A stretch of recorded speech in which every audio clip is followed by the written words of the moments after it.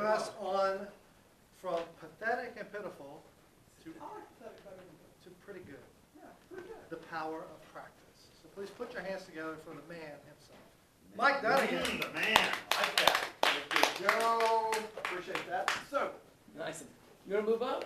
yeah, I think we can squeeze you closer in if you want to come, Jim. Thank you for the upgrade. But, yeah, you're looking comfortable, so I don't want to mess with you. But you're going to make me go hoarse trying to project to that. So, I love seeing all the excited faces. Right? 30 minutes of talking about practice. I mean, how much better can it get? And I do admit this is not going to be the sexiest tip lecture we have for the year. But I do hope all of you.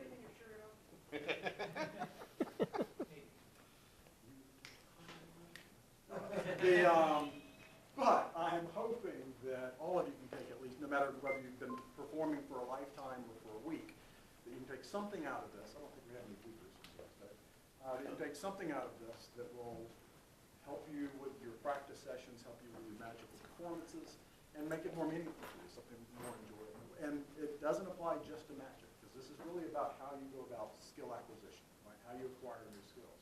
And that can be playing a musical instrument, it can be building birdhouses, it can be performing magic routines, and it applies across all of them. And you can blame this lecture on Richard Turner, if nothing else. So the May issue of Genie had a cover story on Richard Turner, which is a great article. You really ought to read it if you haven't. It's worth taking the time to read it. But in here, one fact, a lot of facts, no doubt, but one blew me away. He estimates that from the time he was 19 years old to the time he was 59, he put in almost 135,000 hours of practice and work for playing cards. 135,000 hours. So I figured if we just all put in 135,000 hours of practice, we're all going to be really good. So pull out your cards. Now, obviously, I'm not interested in suggesting that we've spent 135,000 hours. In fact, hell, I don't have 135,000 hours left, so I'm certain. How many years is that? It's like 40 years. I mean, it's 40 years of like 6,000 hours a year. I mean, it's staggering to think about what kind of time investment that really is. But it did make me wonder, how much time do you have to put in practice to be good at something? How much time does that take? It's hard to go down that road without thinking about the 10,000 hour rule. Probably everybody's heard of the 10,000 hour rule. It's made famous by Malcolm, what's his name's book, Outliers, back in, back in 2003, 4, something like that. And based on actually a research program out of Florida State University, that research showed that you have to invest 10,000 hours of dedicated practice time to be considered an expert in a competitive field. Better than 135,000 hours, but just put in context your question of how much is that. That is the equivalent of almost 5 full years of a full-time job. Again, not something I'm really looking to invest from a practice standpoint. But it reminded me of a YouTube video I saw 4 or 5 years ago, and a guy who kind of took the anti 10,000 hour approach to all of this, and he says, his name's Josh Kaufman. Has anyone heard of him? Familiar to anybody? It wouldn't surprise me if you haven't run across his YouTube video. It's a TED Talk that is in the top 10 YouTube videos viewed, period. He's got almost 12 million views. It's about 25 minutes. And if you get nothing else out of my lecture, go watch that video, because it's terrific. And the last 10 minutes is worth sitting through everything. But the entire thing's pretty entertaining. Josh Kaufman believes that you can become good at a given skill in 20 hours of dedicated practice. 20 hours I can live with. I can commit myself to 20 hours. That's something I can do. His belief is that to begin with, his entire process is based on a couple of different concepts. One is that he believes that the 10,000 hour rule is legit if you want to become an expert, an absolute expert in a given field. But that's not what most of us are looking for when we go to pick up a new skill. We're looking to be good at it, right? And quite honestly, if you're good, you're way ahead of the majority of the people who are out there trying to perform that skill already, because they're not good at it. Secondly, he believes that, this is why I have notes. He believes that the majority of people in the world do not know how to practice to acquire a skill. We all know how to study. We've all been learning stuff since we were in first grade, right? But that's a different skill set, if you'll pardon the pun, than learning how to acquire a skill. And that is a very specific process that he suggests that you follow, and very different than your average study. He believes that if you practice correctly, you maximize the learning curve. And if you think about a typical learning curve, right, a typical learning curve graph, you've got on the y-axis your degree of improvement as you go up the axis, right? And you've got your x-axis, which is your time spent practicing. And the typical learning curve, right, starts down here where you know nothing and you haven't put any time into your practicing. And it takes a very sharp incline up initially, and then it begins to flatten out. And over time, the further you go out the time spectrum, the flatter that curve becomes, and the more incremental your improvement becomes over time. Well, way down here, right, at this end of that learning curve are your 10,000-hour experts, your top 1/2 of 1%.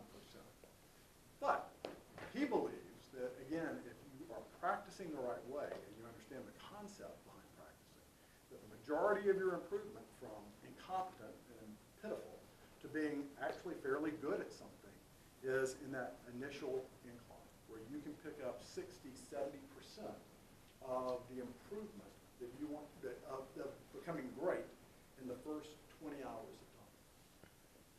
I like this concept a lot.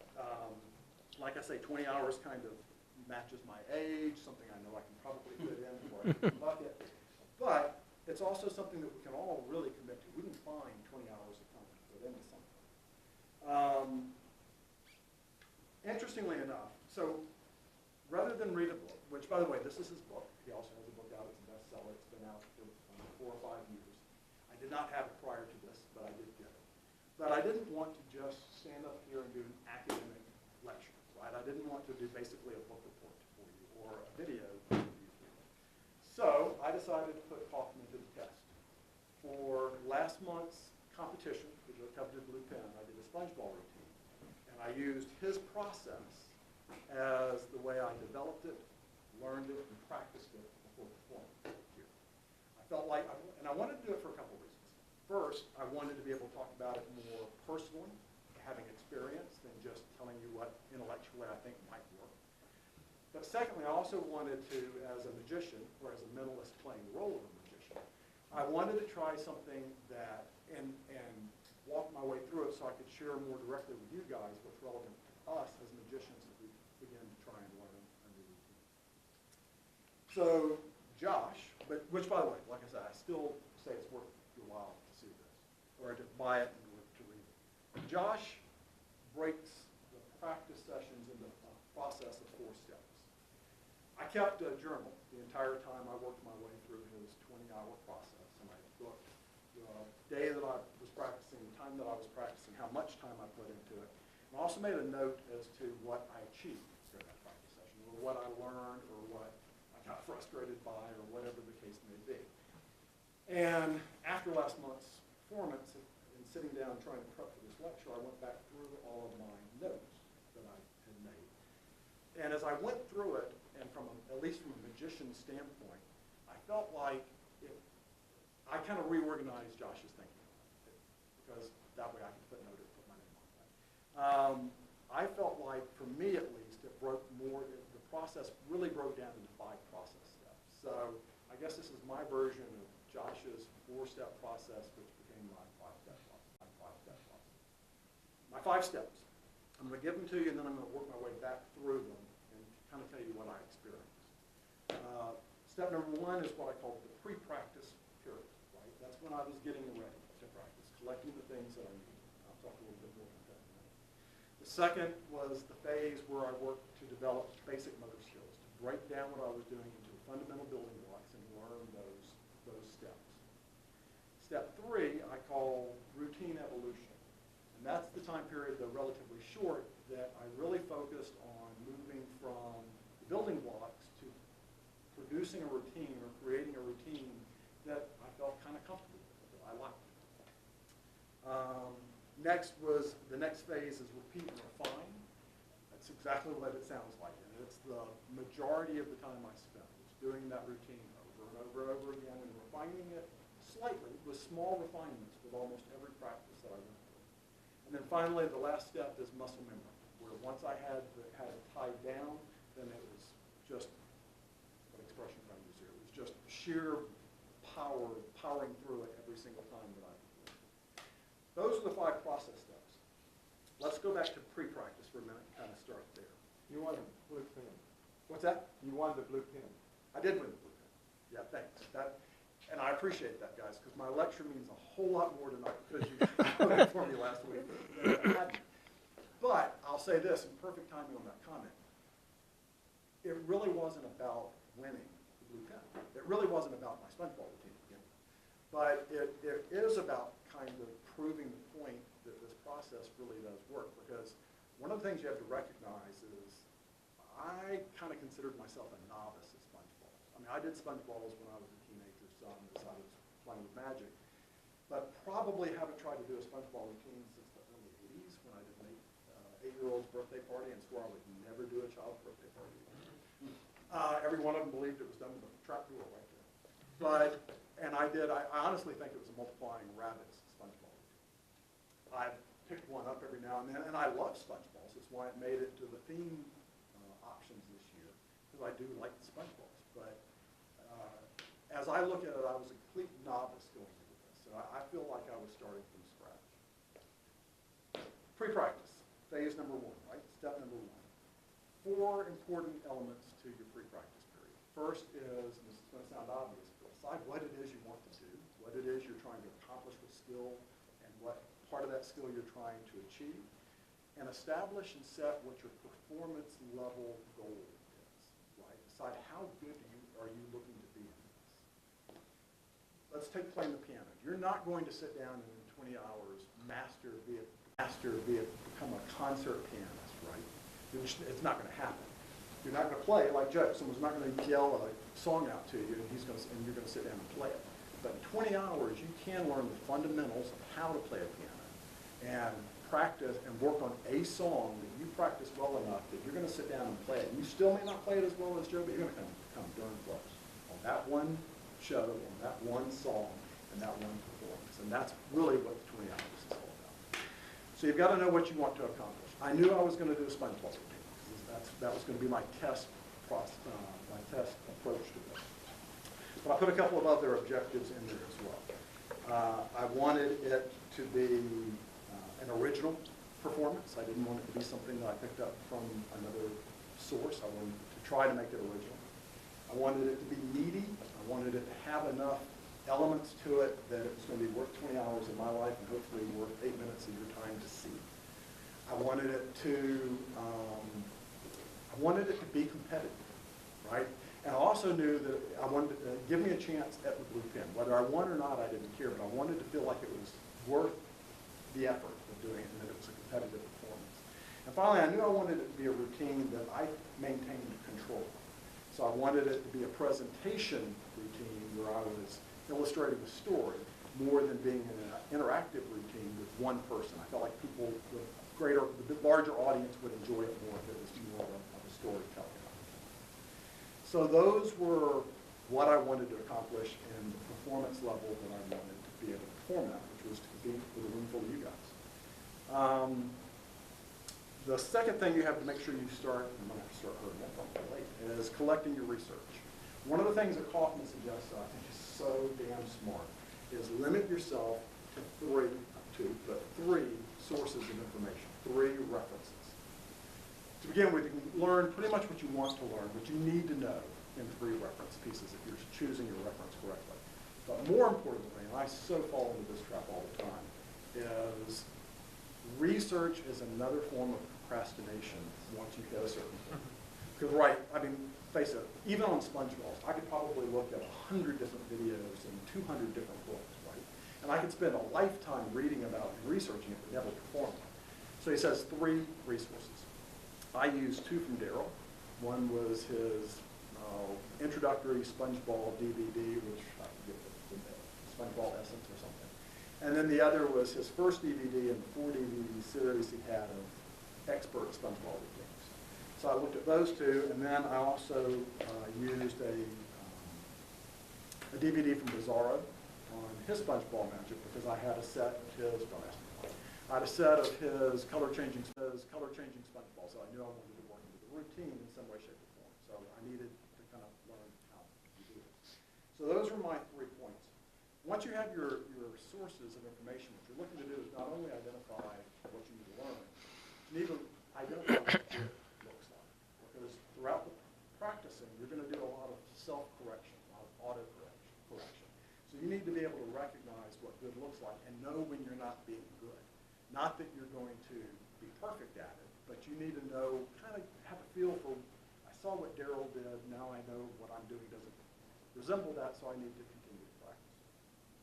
And finally, you need to collect what you need. You need props, you need whatever costume kind of stuff you're going to use. If you remember, if those who were here, I had on shorts and tennis shoes and a golf cap, golf glove, and my little golf accessory bag over there, which looks like it should be called carrying makeup around. So those are the 4 steps you really need to do in pre-practice. I did not count my pre-practice time spent, which is about 5.5 hours, against my 20 hours of practice. It was in addition to, because I felt like you can't practice till you're ready to practice, right? So it did not count against my practice 20 hours. Once you're ready to get started, then you're moving into learning motor skills. The first thing he says, which again I agree with, is you've got to identify where you're going to practice, when you're going to practice. Not that it has to be the same place every time, but you have to carve out your practice space. You need to make it a dedicated period of time that you do it. You need to get rid of all distractions, your phones, your computers, your TV, music, whatever could possibly distract you, because for the period of time you're in practice mode, you need to be 100% in the moment to really get the most out of it. The other thing he suggests is no more than 2 hours at any given time of practicing. Quite honestly, for me, I found that after I got past about an hour and 15 minutes, I started losing focus. My mind would wander, and I'd find myself breaking out of the practice mode. So I tried to limit myself to an hour in almost every practice session. My shortest ones were 30 minutes, so it would be long enough to get some good practice in. Longest one was about an hour and 20 minutes.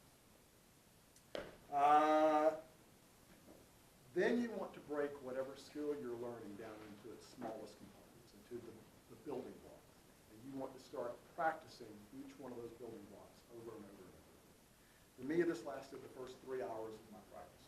Hours 1, 2, and 3. And I broke down the moves that I was going to make, the slides I was going to use, and I started practicing each one in front of the mirror over and over and over again. Not to get perfect at it. He makes the point you're not shooting for perfection. You're looking to get comfortable. Well, I don't know about you guys. I never feel less coordinated than when I'm trying to pick up a new move. And I feel like I'm an idiot, and I'll never pick it up in everything else. He talks about you have to get by the consciously incompetent period. And to avoid frustration, you do it by starting with the building blocks, doing it over and over and over again. Again, not to be perfect, but just to get comfortable with it. So that's the motor skills section. The third step in the process is your routine evolution. For me, that was about 2 hours, hours 4 and 5. And that's where I moved from practicing the building blocks to practicing the routine. To really start into my script, to start to my storyline, to start performing it as best I could from start to finish, and making notes as I went. And I kind of call this the play period of your practice session. These are the hours that you really want to experiment like crazy with your routine. And push it. Question every move, every reason for every move, what your pocket management is, how you're set up. My routine changed dramatically from when I started the routine evolution. Even though it was only 2 hours, dramatically from when I started that to when I ended it. When I started, my routine was going to be behind this table with a close-up table on top of it, right, that was skirted. And I was going to have most of my loads up front here. But the more I started looking at that, the more I thought, I've got such a barrier between me and you, it was going to be, I felt like it was really going to hurt the way it would proceed. So I came up with one idea of going, all right, well, I could do that out of pocket management, so I'll do that. And then the next point, I thought, oh, I can do that out of pocket management too. By the time I finished, I did it here using all pocket management in this bag, which I think made it much better. So your objective during this period, through this third step, is to evolve the routine until you feel like you really do have something that you can work with. It's pretty close. The only other note I've got here is make notes as you go. So I I would do something, if I didn't like it, I'd make a quick note and I'd keep right on going. After I finished the performance, I'd sit down and really think through, all right, why didn't I like that and what do I change about? So that's step 3, routine evolution. Step 4, the greatest time commitment for me at least is the repeat and refine segment of the process. I spent from hours 6 to 15 in this section. So I had 9 hours of practice refining the routine. And pretty much every time I practiced it, I felt like the routine got better or I got better. A couple of points that Kaufman makes that I think are real important. First, you want to form the routine from start to finish every single time. If you flub up in the middle, don't stop. Keep right on going. Do not go, all right, I'm going to practice that move a few more times, and now I'm going to start to practice over again. It kills your momentum. It focuses you on your failure as opposed to what you're accomplishing through an entire performance. And it just completely takes the wind out of your momentum.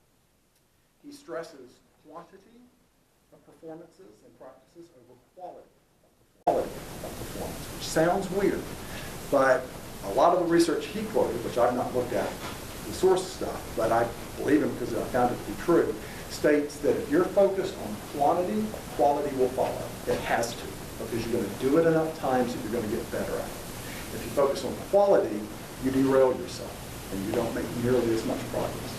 So quantity of practices over quality. My routine was about 8 minutes and 10 to 15 seconds, something like that. I could do it 6 times easily in a practice hour, including reloading and starting over again. And if it went really well, I could do it 7. So I tried to get at least 6 practices out of every session that I ran. I will say, though, you want to take the practices themselves seriously. You're not looking to rush through it. You want to give it your all, try and do as good a performance as you can with each practice. Just don't stop and study your belly button for 30 seconds after you finish. Get right back to the next round of practice. So that was repeat and refine. You're looking to make small changes. Hopefully you can avoid major changes during that section if you can. And you're looking to tweak your script, your delivery of the script, your pocket management, your misdirection. All of that comes into being tweaked during this time period. And then finally, the last phase is muscle memory. That is, so the gateway, if you will, between the refine and repeat and muscle memory for me was the first time I videotaped my performance. I intentionally did not videotape it as I was learning it because I felt like it would derail me. I felt like it would make me question what I was doing and step back and go, gee, I could do so much better in that section. I wanted it to get to the point where I felt like it was pretty close to done before I videotaped it. When I did videotape it and then watched it back, I tried to be very objective of, is this the routine I want to do? Do I feel like hitting? Do I feel like it's pretty tied down at this point? And I did. So I moved into muscle memory. You want your routine pretty much set once you get to the last phase. For me, that was hours 16 through 20. About 4 hours spent, again, complete performances every time, as many performances of the routine during my practice session as possible, and be as exact with it every single time as I could. But again, if I messed up, I kept right on going. A lot of little tweaks to the script, a lot of little tweaks to what line I wanted to punch and what angle I felt like I needed to be to do a certain move at a certain point in time. Little bitty refinements where I decided to wear more golf attire when I came and did it. That was stupid. But all the little things that you want to make sure you have down pat. So those are, sorry, I've done a lot of talking, a lot of words in 25 minutes. Any questions up to this point? What the hell am I talking about? Yeah. So Lynn, what you missed was, let me pick it up from the front. So last month, I got a question. You said Yes, sir. you shouldn't be practicing more than how many hours? 1 or 2? what he suggests is never have a practice session longer than 2 hours. For Can me, you have I've kept it to an hour. split them up in a You could day? do multiple in a day. And I had a couple of weekends where I did a session in the morning and a session at night, or late afternoon. But to do it longer for me than about an hour and 15 minutes, I found myself getting distracted at that point. You keep referring And then back you're to- just wasting time because you're not making You progress. keep referring back to last month. Was this the first time you used this setup for last month's routine? Or have you used it on other stuff? No, it was the first time I've used it. I looked at the things I had at home and the props that I have that I shouldn't have that are in that closet, or, just kind of sitting there. And I said, all right, well, I've got these SpongeBob components, and I know I want to do SpongeBobs, and weird thing, I happened to walk into, I don't play golf, but I happened to walk to a golf place, and they had a rack full of golf balls, and they had some brilliant, bright red golf balls. And I looked at it and said, it looks a lot like a SpongeBob. And I went, SpongeBob balls, golf balls. My 1-inch golf balls are about the same size. What can I do with this? So one thing kind of led to another, and it ended up leading to a routine. But I happen to have this I play golf about once a year. Really bored. I obviously have not spent 20 hours playing. In my opinion, the reason you won is because you also listen to Matt Baker's routine. Yeah, well, I'll tell you a funny story. I had intended on doing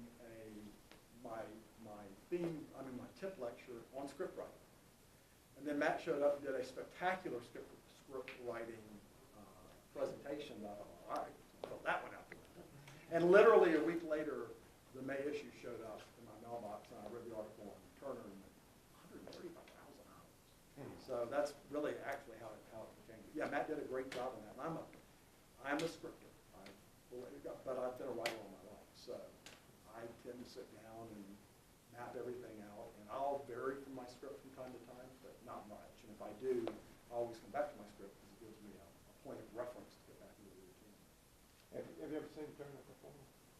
Only in his, only in videos and in his documentary. I've seen him in person at Pigeon Forge. He's unbelievable. Yeah. I think he's lying about being blind. That is a rude. That's a He cannot personal be blind issue, to do what he That's does. a personal issue, Jim. You're gonna have to take it up with Richard. But yeah, it's phenomenal. How much time did you spend recording and rewatching and critiquing yourself? One time. Just one One recording? time. Oh. It was what moved me from the repeat and refine Which stage is kinda when to you were move me young. to the muscle memory. Right. And after that, I didn't want to see it. Right. In fact, I wouldn't even for the last 3 hours of practice, 4 hours of practice, I wouldn't even watch myself in the mirror. I did it in one of the rooms in my basement, had a table next to it, and I faced a wall like I was facing you guys and presented it.